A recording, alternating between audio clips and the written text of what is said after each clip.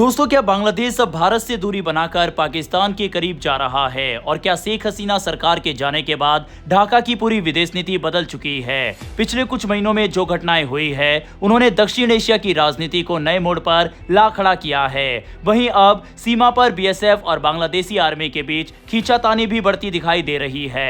हाल ही में भारत और बांग्लादेश सीमा पर एक बार फिर तनाव देखने को मिला।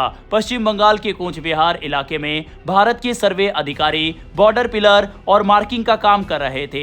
इसी दौरान कुछ बांग्लादेशी नागरिक वहां पहुंचे और काम रोकने की कोशिश की गई। बाद में बांग्लादेश बॉर्डर गार्ड यानी बीजीपी के जवान भी मौके पर आ गए। इसके बाद स्थिति कुछ देर के लिए तनावपूर्ण हो गई। हालांकि भारत की सीमा सुरक्षा बल यानी बॉर्डर सिक्योरिटी फोर्स ने मोर्चा संभाला और सुरक्षा के बीच सर्वे और मार्किंग का काम पूरा कराया गया। ये पूरा मामला पश्चिम बंगाल के कूच बिहार जिले के 3 बीघा कॉरिडोर और दहग्राम अंगरपोटा इलाके से जुड़ा हुआ है। ये इलाका लंबे समय से संवेदनशील माना जाता रहा है। यहाँ सीमा की बनावट ऐसी है कि कई जगहों पर खुला रास्ता जैसा माहौल बन जाता है। इसी वजह से अवैध घुसपैठ, मवेशी तस्करी, ड्रग्स स्मगलिंग और नकली नोटों के नेटवर्क जैसी समस्याएं पहले भी सामने आती रही है। भारत इस इलाके में फेंसिंग और बॉर्डर मैनेजमेंट को मजबूत करने की कोशिश कर रहा है। रिपोर्ट्स के मुताबिक पश्चिम बंगाल सरकार ने बीएसएफ को जमीन ट्रांसफर की है ताकि करीब 27 किलोमीटर तक नई फेंसिंग लगाई जा सके। इसी प्रक्रिया के तहत सर्वे और पिलर इंस्टॉलेशन का काम चल रहा है। लेकिन इस पूरे विवाद के पीछे सिर्फ सीमा का मुद्दा नहीं है, इसके पीछे बांग्लादेश की बदलती राजनीति और विदेश नीति भी जुड़ी हुई है। खासकर अगस्त 2024 में शेख हसीना की सरकार हटने के बाद से ढाका की नीति में बड़े बदलाव देखने को मिल रहे हैं। दरअसल पिछले 1.5 दशक से भारत और बांग्लादेश के रिश्ते काफी मजबूत हो गए थे। शेख हसीना सरकार के दौरान दोनों देशों के बीच सुरक्षा, व्यापार और प्रशासनिक सहयोग तेजी से बढ़ा। भारत ने बांग्लादेश के हजारों अधिकारियों को ट्रेनिंग दी। उत्तराखंड के मसूरी स्थित प्रशासनिक अकादमी में बांग्लादेशी सिविल सर्वेंट्स को ट्रेनिंग दी जाती थी। 2019 से 2024 के बीच 1000 से ज्यादा बांग्लादेशी अधिकारियों ने भारत में प्रशिक्षण लिया। लेकिन अब तस्वीर बदलती नजर आ रही है। पहली बार बांग्लादेश ने अपने वरिष्ठ अधिकारियों को ट्रेनिंग के लिए भारत की जगह पाकिस्तान भेजा है। 12 वरिष्ठ बांग्लादेशी अधिकारी इस समय लाहौर की सिविल सर्विस अकादमी में प्रशिक्षण ले रहे हैं। इसमें एक अतिरिक्त सचिव और 11 संयुक्त सचिव स्तर की अधिकारी शामिल है। खास बात यह है कि इस पूरे कार्यक्रम का खर्च पाकिस्तान उठा रहा है।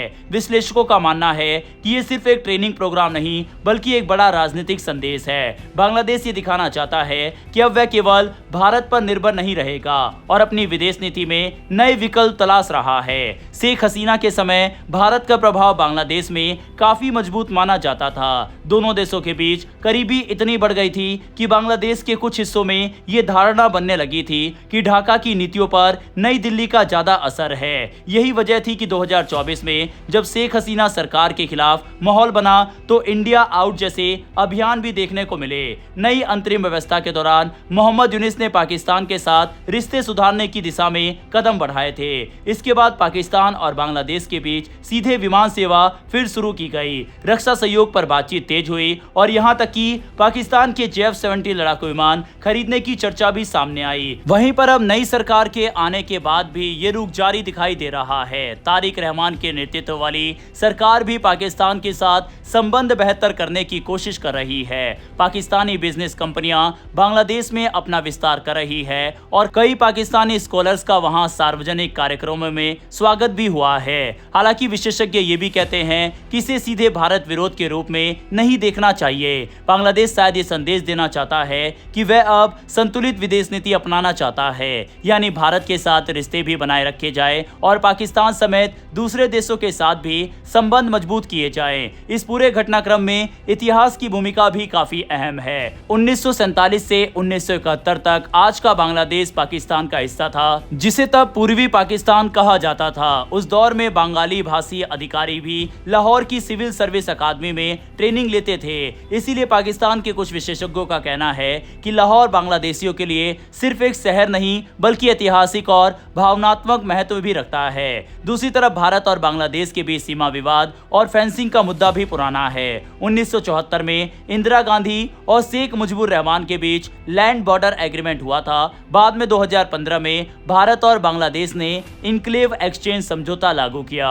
इसके तहत दोनों देशों ने अपने अपने छोटे अलग अलग क्षेत्रों का आदान प्रदान किया, लेकिन सीमा पर फेंसिंग को लेकर विवाद समय समय पर सामने आता रहा है। बांग्लादेश कई बार दावा करता है कि जीरो लाइन के करीब फेंसिंग करना समझौते की भावना के खिलाफ है। वहीं भारत का कहना है कि ये सुरक्षा और कानून व्यवस्था के लिए जरूरी कदम है और इसका मकसद घुसपैठ और तस्करी रोकना है। यही वजह है कि कूच विहार और 3 बीघा कॉरिडोर जैसे इलाके बार बार चर्चा में आते रहते हैं। यहाँ भौगोलिक स्थिति ऐसी है कि निगरानी आसान नहीं है। इसी कारण भारत अब टेक्नोलॉजी आधारित border management system, flood light, sensor और नई फेंसिंग पर जोर दे रहा है। कुल मिलाकर देखा जाए तो बांग्लादेश इस समय अपनी विदेश नीति को नए तरीके से संतुलित करने की कोशिश कर रहा है।